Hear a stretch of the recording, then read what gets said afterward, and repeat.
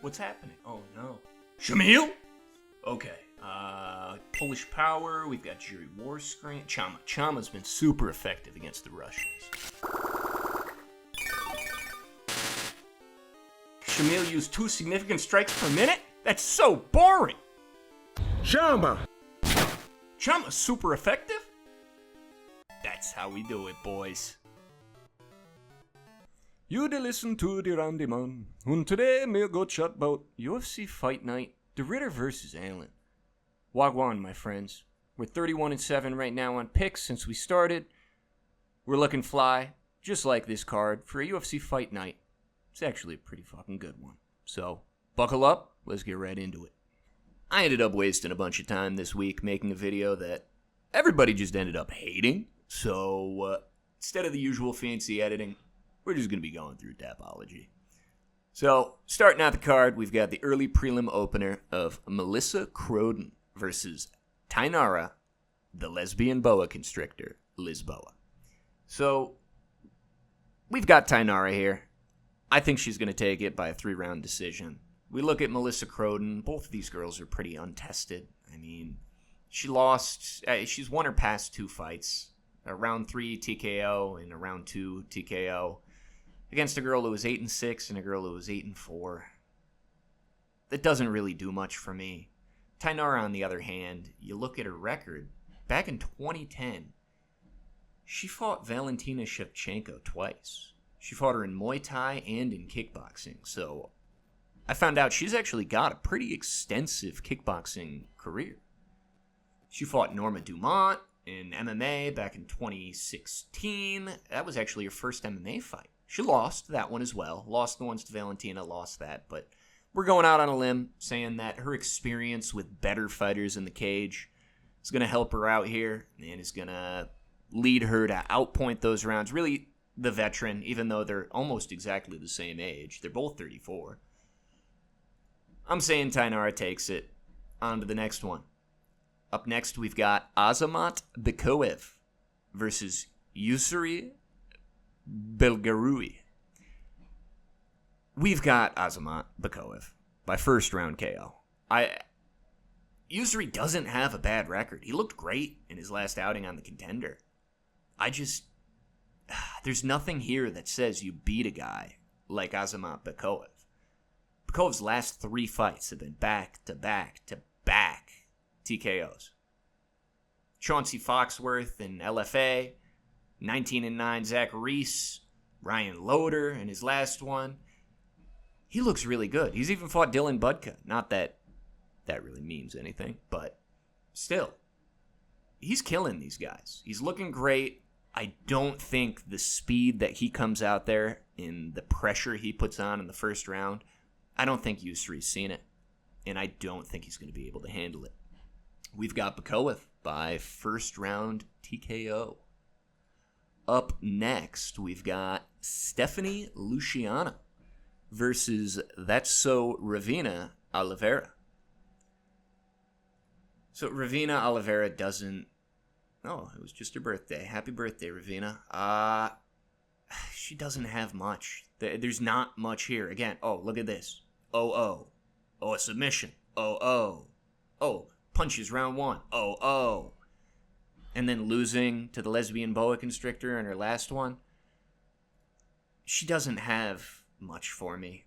And kind of the same on if we look over at Stephanie Luciano's record, but at least she looked really good in that fight against Talita Alankar.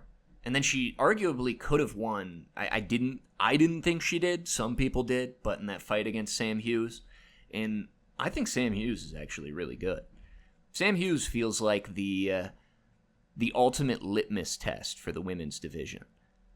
If you can beat her, you're actually a really good fighter. Sam Hughes, if you're not meant to be in the UFC, Sam Hughes will destroy you. Going to a close split decision with her means a lot more to me than anything on Ravina Oliveira's record. So we're going with Stephanie Luciano by decision. Coming up next, we've got... Oh, I'm excited for this one. Kyle Prepolek versus Drew Dober. Oh, shit. Kyle's white. I think Drew Dober's still got it, though. I don't see Kyle Prepolek being anybody. I mean, his last win is against a guy who is 25-29. What was there to say when he came out? What were those odds against Benoit Saint Denis? Because I think was Benoit the underdog? Let's go check that out. Oh, I'm an idiot. No, he was not. Yeah, Kyle Prepolek sucks. I think Drew Dober takes it. Drew Dober's got this one in the bag. Heavy hands. Chin of steel sometimes. At least against guys like Prepolek. So we're taking Drew Dober. You don't lose to a Canadian. Up next, we've got Danny Barlow versus DeJordan Santos. And here we've actually got our first underdog of the card. I don't think Danny Barlow's that good. Let's go through it. So we look back at his record. What has he done? Oh, he punched out Josh Quinlan in the third round. Fucking who hasn't? Sam Kilmer. Who the fuck's Sam Kilmer? You just rear naked choked him in the first round. Nobody knows. Josh Quinlan shouldn't have ever been in the UFC. He beat Jason Witt. Again, who hasn't? He was removed from the UFC after the same type of loss after loss after loss after loss. And then against Nikolai Veretnikov, who was ground and pounded out by fucking Austin Vanderford, really looked bad against Punahele Soriano. I don't see it here. And then getting knocked out cold by Sam Patterson. I think Sam Patterson's pretty cool, though. So I won't say that looks bad, but still. We go over to DeJordan Santos. This last fight, he lost that decision to Ozzy Diaz, where no, he didn't look great, but it was his first fight in the UFC. He looked really good in his Contender Series fight. So good that Dana even gave him a contract off of the decision. That's how good he looked on the Contender. If we see that version of DeJordan Santos here, it's happening. Our underdog is going to get it. I really feel like. And I think he could do it by KO. So we're going to be taking DeJordan Santos. If you're placing money on this, just take him money line. He's a big enough underdog. But I think he could knock him out. I don't think Danny Barlow's got it. Everybody on Tapology is favoriting him to win by knockout, but DeJordan Santos has never been knocked out. His only losses are 2 decisions.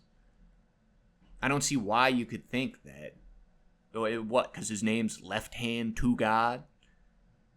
It's like an Xbox Live gamer tag. That doesn't mean shit to me. We're going with DeJordan Santos. Up next, we've got Bruno Silva versus Hyun Sung Park. Oh, fuck. I think I'm going with another underdog pick here. The Koreans just haven't been impressing me lately. Especially everybody that came off of Road to UFC, and I don't know, that fight against Tetsuro Taira, I know that, it's another that side of the world. No, Tetsuro Taira is something different. But he didn't look like he knew what he was doing in there. And then he's got the win against, Carlos Hernandez, and then, Sunguk Choi, Tapnoi Kiwaram. These mean nothing to me. I don't know. I feel like Bruno Silva's got the toughness. His last 2 losses, people are looking down on because, he was knocked out twice. 2 KOs. Well, it was against Manel Cape and Joshua Van. Joshua Van's fighting for the title, guys. That's not a bad loss to have. But you look at his wins. JP Buys, who sucked, should have beat him. But Tyson Nam wasn't bad. Cody Durden's tough. His wrestling's great. I don't know. I feel like he could surprise us here and take out this Hyun Sung Park.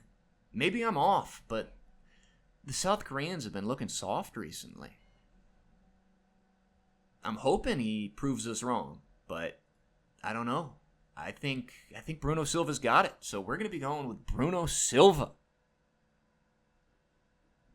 And actually, I think we're going to be going with Bruno Silva by KO. Fuck it, guys. We're going all in. There's some really good underdogs on this card. Most fight nights, you've got a lot of really wide odds. But no, you've got these, plus 150, plus 200 underdogs that are looking really good. Up next, we've got Charles Jourdain versus Davy Grant. See, this was a hard one to pick because I really like Davy Grant. But I also really like Charles Jourdain. So I had to go back and watch some of their fights.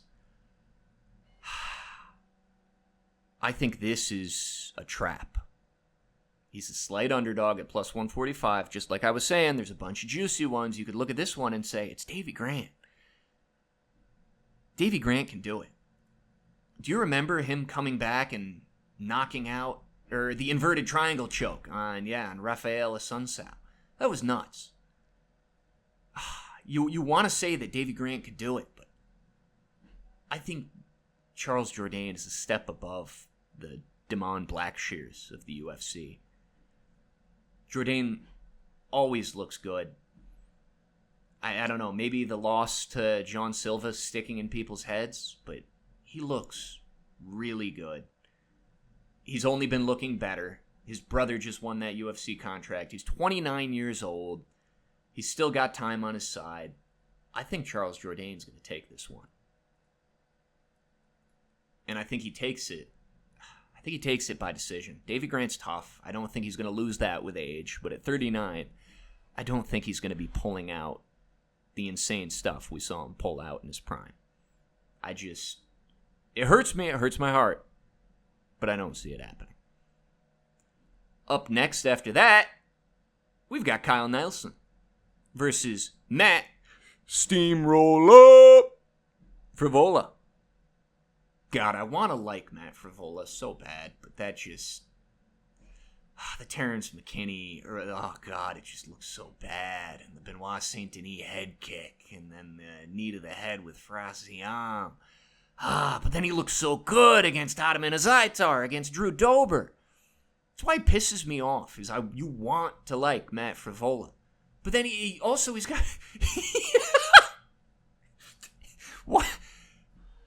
Why? Why does he do shit like this? I hate that. We want to like you, Matt. God damn it. But I don't think any of that makes me pick Kyle Nelson against him. Kyle Nelson looked good against Bill Elgio, but as we saw, Bill Elgio ended up such a wishy-washy fighter. And then Blake Bilder, Fernando Padilla, there's nothing here to make me say that you're going to beat Matt Frivola, a guy who can knock out Drew Dober, a guy that can knock out Aiemann Zahabi. Because tell me, for a second, if you put Kyle Nelson against Drew Dober, you'd even give a sliver of a chance that, he could knock him out. You're not. We've got Matt Frivola. I think he knocks him out. We've got Matt Frivola by knockout. Moving on, we have Cody Gibson versus Aori Quilang. So this is another juicy underdog that, if they're tricking me, I'm going to be so pissed. I think we're biting on it. Cody Gibson's 38. We go back, we look at his record. Got Kimura'd by Damon Blackshear. Again, we just mentioned Damon. He's not the best. He's never going to be a champion. But he's not bad. His 2 wins in the UFC, we've got Chad Anheliger and, I almost slipped up there.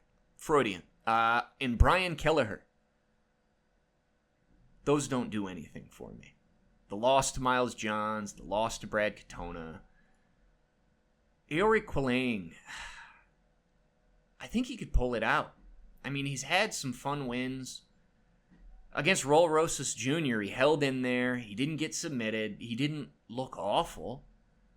Johnny Munoz. Dude, what is going on with me? Johnny Munoz Jr. He looked good. He looked good in these fights. I think Aori Quilang can take it. I think our great firewall, the Mongolian murderer, Aiemann Zahabi, is going to win this one. And I think he does it by decision. So we've got Aiemann Zahabi by decision here. Remember, guys, 38, 32. Age plays a big factor. And don't be saying, oh, well, Alex Pereira's 38. Cody Gibson does not have what Alex Pereira has. He doesn't have that one-punch power. And, Glover Teixeira, well, he won the title when he... No, dude. Does he have the ground game of Glover? You can't bring up guys who have these superhuman skills into the conversation when you're talking about age. Because regularly, on average, once you get into your late 30s, early 40s, it's over. It's just over. You can't be on TRT. They lose it. Every time. So we're going with Aiemann Zahabi. Aiemann Zahabi by decision. Next up, we've got Manon Fiorot versus Jasmine Jasudavicius. Fuck me sideways. We might be ruining my 31-7 pick record, or we're going to absolutely blow it out of the water with some of these dogs. I've got Jasmine Jasudavicius. I know Manon Fiorot just fought for the title. She's been looking great against Rose, against Erin Blanchfield. She looked great.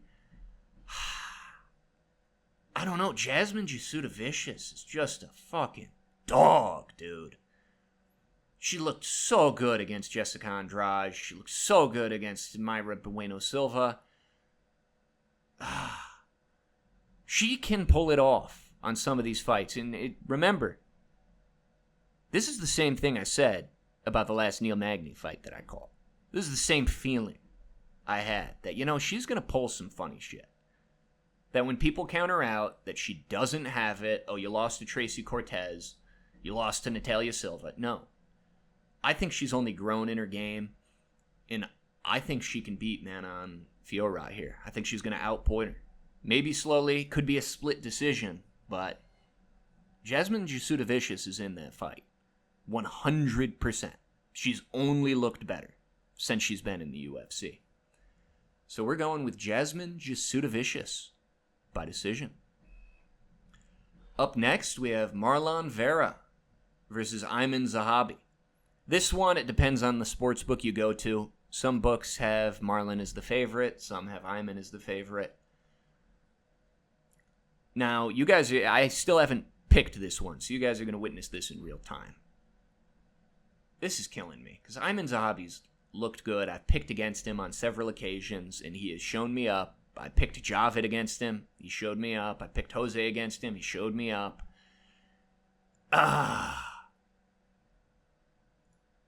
But then we've got Marlon Vera, and just think back right now. Think back to that Dominic Cruz fight, or the Rob Font fight. Those were only 3 years ago. Marlon Vera is 32. He's not an old man. But he looked like one in his last fight against O'Malley. And he looked like one in his last fight against Figueiredo. So I'm having a really hard time here. But if we think about Figueiredo's last fight too, no, fuck, dude. This is a really hard one to pick. But I'm a subscriber to hope and perseverance and comeback stories. I think we see vintage Marlon Vera. I think we do. Why do I believe this? I don't know. Well, why would you say that? No clue. I think we do. It could be that I just want to see it again so bad. But I think we could against Zahabi. Yeah, his striking looks better than Marlon's, but we said that before he fought Rob Font. That Font was going to piece him up. That didn't happen. Yeah, we're taking Marlon Vera. I think by decision. I can't see him finishing Zahabi. Unless it's super vintage. Fuck, what did I just do? There we go. Unless it's super vintage Marlon Vera running up and getting the standing arm triangle. That's still one of my favorite finishes. You've got to look up Marlon Vera arm triangle if you haven't seen it. That one is so sick. But yeah, we're going with Marlon Vera by decision. Up next, Kevin Holland versus Mike Malone. This is another pick'em. And I see a lot of people going for Mike Malone here, saying Kevin looked too slow against D-Rod. They're not wrong. We'll talk about Mike Malone first, and then I'll tell you what I think on Kevin Holland. I've never liked Mike Malone. People have been super high on him. Striking coach at ATT. That loss to Neil Magny has not left my brain. That's why I picked Neil Magny in the last fight, is I think Neil Magny can really vet out some of these guys. Where, who has he beat? Oh, we've got Johan Linnes, who looked like you just put a guy on steroids and said, all right, so you're going to go in and punch him. He looked like a guy who had watched UFC fights if you gave him enough bush light and just said, all right, now go do it. Johan Linnes did not look good. Adam Fugit, again, a lot of people have beat him. Trevin Giles, that doesn't mean much. Charles Radke, again, doesn't mean much. Only reason we know Radke's name is because he said the magic word. I don't know. I think Kevin Holland beats him. And if we want to talk about his last fight, Kevin Holland, if we're thinking in Pokemon terms, Kevin Holland is the Ditto of the UFC. He goes out and he matches a lot of these guys' fighting styles. For fuck's sake, he went to a split decision with JDM. With Jack Della Maddalena. He went to a split. He comes out there sometimes and he just looks so good. It's just so hit or miss. It does feel sometimes like he just matches the energy of whoever he's fighting in the octagon. And I think he takes this. I mean, his last two losses, other than D-Rod, which I don't want to talk about. Again, he dittoed it. He just became D-Rod. I don't think that Kevin Holland is all of the sudden at 32 years old just slowed down. People have off fights. I think that was one of them. Because we can't look at any of these other fights and say the same thing. The one against Mikhail Oleksiejczuk, that was nuts, almost getting knocked out. Kevin's got heart. He's not that same chatterbox he was when he entered the UFC and just let people finish him. He likes to fight. He's fighting all the time, always giving us entertainment. I mean, in 2025 alone, we've seen him 1, 2, 3, 4. This will be the 5th time we've seen him. That's fun. Is that nuts? What a strength of schedule. I think Kevin Holland has it. He's fighting more. He's got the activity edge. Kevin Holland's going to take it. And I feel like he could. He could do something funny to Mike Malone. God, Mike Malone's cardio looked so fucking bad in that Neil Magny fight that if he does what he does and dittos him, keeps it up for those first 2 rounds, I think he could finish him in the 3rd.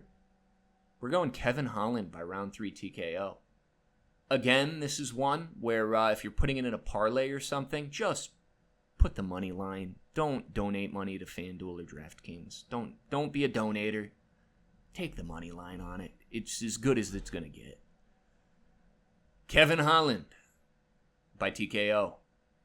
And up next, our main event. Reiner Deridder versus Brendan Allen.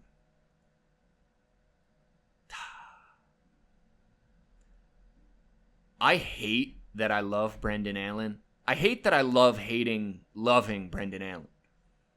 Brendan Allen could be UFC champion. He has every tool in the book.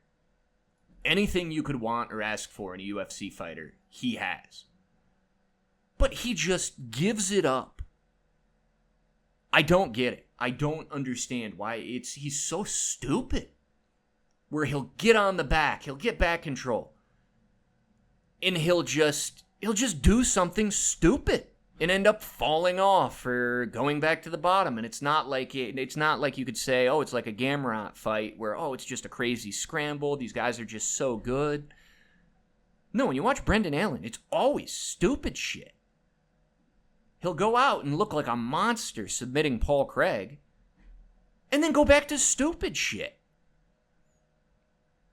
Against Imavov and against Hernandez. It's just, it pisses me off. Because you want to like him. Because he does go out there sometimes and just look like a fucking monster. Yeah, the first round rear naked choke of Krzysztof Jotko looked insane. He beat Sam Alvey. No, it's... You want to like Brendan Allen, but I don't think you get to make mistakes like that against a guy like RDR. Brendan Allen doesn't have a win like Robert Whittaker on his resume. I don't think he has what it takes. Reiner Deridder's too good. He's too goofy. What do you think happens if you put a comic book character against a guy who's stupid? You've got the Roadrunner and you've got Wile E. Coyote. He's going to go out there. Brendan Allen's not... Brendan Allen, like I said, he has the tools. He's going to go out there and he's going to try to put it on him. But what does the Roadrunner do? We've got RDR. And I think he's going to submit him. There's levels. There's levels to the submission game. We just saw it with Oliveira versus Gamrot. Gamrot scrambles better. I think he has the best scrambles in the UFC. Charles Oliveira made light work on the ground. I think that's exactly what we're going to see here. RDR's too experienced. His grappling's too good. Brendan Allen makes one mistake. Slips on a banana peel. Does just something stupid. RDR takes it. So that's how we're finishing it out.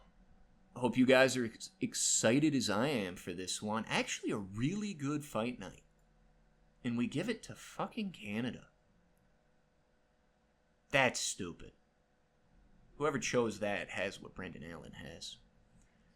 But that's all I've got. Hope you enjoy the fights this weekend. I'll see you guys later. Bye-bye.